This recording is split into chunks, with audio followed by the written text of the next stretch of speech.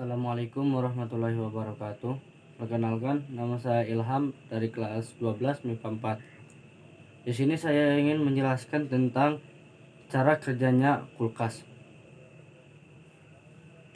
Cara kerja kulkas cukup mudah untuk dipahami. Mengetahui prinsip cara kerja kulkas, konsep fisika yang perlu kita ketahui yaitu saat liquid cair atau gas yang menguap terjadi penyerapan kalor, dan saat liquid mengembung terjadi pelepasan kalor. Sebagai contoh, sesudah kita mandi atau berenang di kolam renang, kemudian keluar dari kolam renang, tubuh kita itu terasa dingin, walaupun saat itu matahari sedang memancar ke tubuh kita dengan kuatnya. Tubuh kita yang terasa dingin ini karena sisa-sisa air sedang menguap. Dalam proses penguapan ini, panas diserap dari tubuh kita. Mengapa kalor dapat berpindah? Pada proses penguapan dan pengambungan, ini dijelaskan dalam hukum termodinamika 2. Salah satu pernyataan khusus hukum ini yang dikemukakan oleh Rudolf Clausius mengatakan bahwa kalor berpindah dengan sendirinya dari suhu tertinggi ke suhu terendah. Hukum ini jadi dasar cara kerja kulkas. Hukum fisika ini dijelaskan dengan baik oleh komponen-komponen yang terdapat pada kulkas.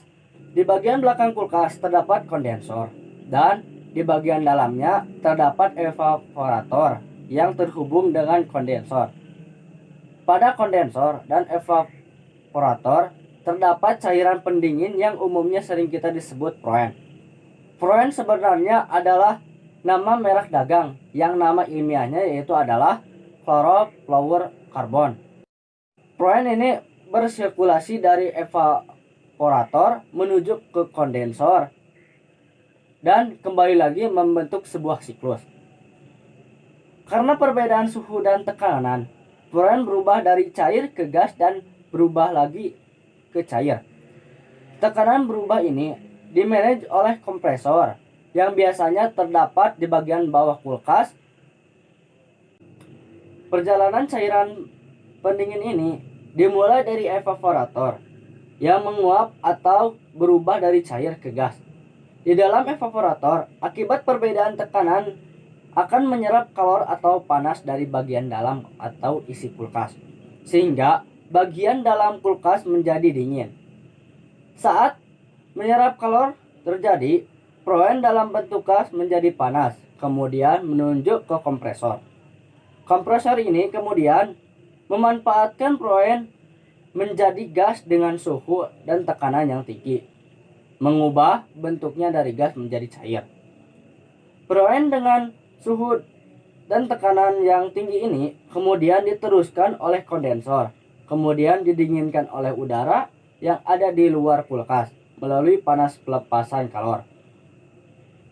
Ini makanya udara di bagian belakang kulkas biasanya terasa hangat dan dalam bentuk cairan, kemudian kembali ke evaporator dan melalui pipa kapiler yang berdiameter kecil dan panjang,